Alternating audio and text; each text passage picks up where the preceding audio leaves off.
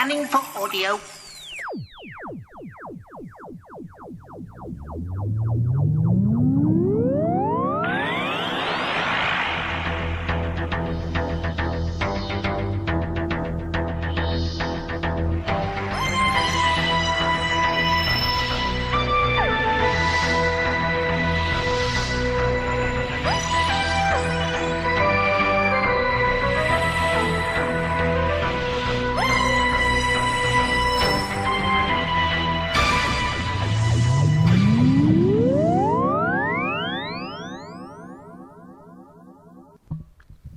Welcome to a Tin Dog podcast, kind of an extra one really, because I'm not going to be talking about Doctor Who.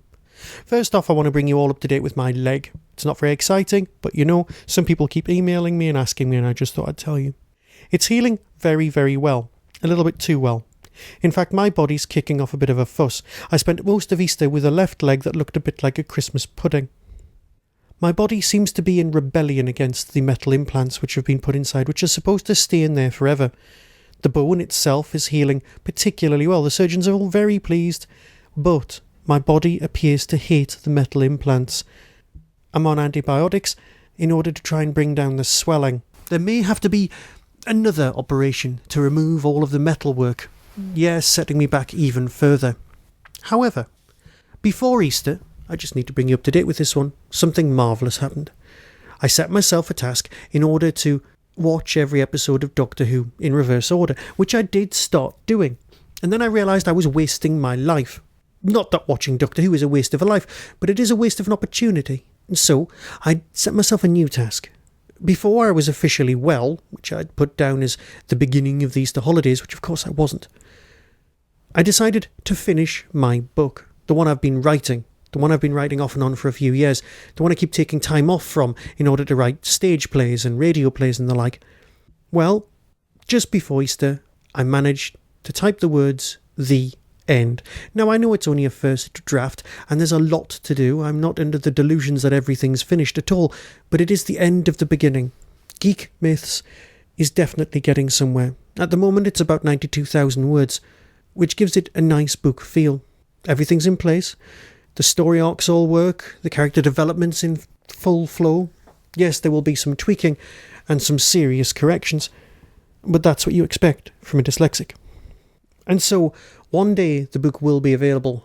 Whether I go through the preferred route of getting it actually physically published, which is why I'm on the search for an agent at the moment, I have the package available, being the synopsis and the first 50 pages, all almost ready to email out and post off. But of course, if that all falls through, I might even crowdsource a physical version, or even just put it out as Kindle. Either way, it will be available, and you will be able to buy it, and you will be able to, slightly more importantly, read it. So that's an update. Now, what else have I been up to? Well, last week, there was nothing on the TV, and I want to promote something that I saw. Yes, this is not Doctor Who based. This is a film on Sky with 1.5 stars. And I'm not saying that it's got, a very tall person and a short person in it. What I'm saying is that at the bottom of the screen, Robot Overlords, for that's what it's called, has got 1.5 stars out of 5. Some people clearly dislike this film. I was enthralled. It was a marvellous romp. I had no expectations going in. It had Ben Kingsley. Yeah, that's Gandhi. That's like, the Hood from Thunderbirds. But it's Ben Kingsley, right? And it's got Gillian Anderson in it. But it's also, if you're English, this will be important to you, in the same vein as the Children's Film Foundation adventures that we used to get in the late 60s and 70s, all the way up to the 80s. And they were accessible, they were well acted, they were well thought through, they were tremendously well written. And this has storming special effects.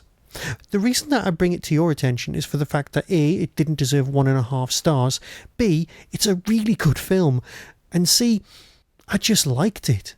You see, if you were a fan of the tripods when you were a kid growing up, alien invasion, surviving, people with implantations in their heads in order to try and survive and then fight the system, that's what this film is.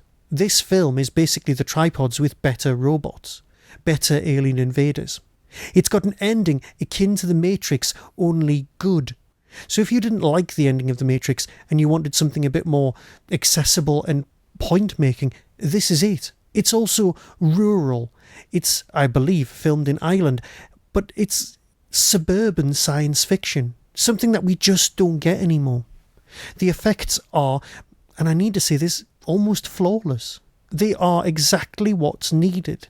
They've been done by people with utter passion. You can feel how good people wanted this film to be, and it genuinely did not deserve its 1.5 stars. So, that's a recommendation from me.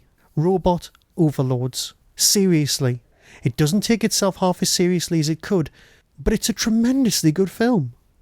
Believe me if you want, don't believe me if you don't. I don't care, because I enjoyed it. So apart from this small update, I'll let you get back to whatever you're doing, and I'll bring you up to date with whatever happens after I've seen The Specialist. So until then, be seeing you.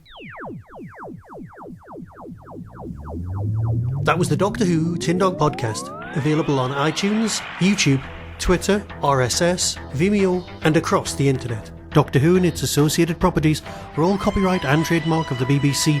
No infringement is intended. Why not become a supporter by visiting patreon.com/tindog. Contact the show on tin-dog@hotmail.co.uk. The Tin Dog Podcast is a founder member of the Doctor Who Podcast Alliance.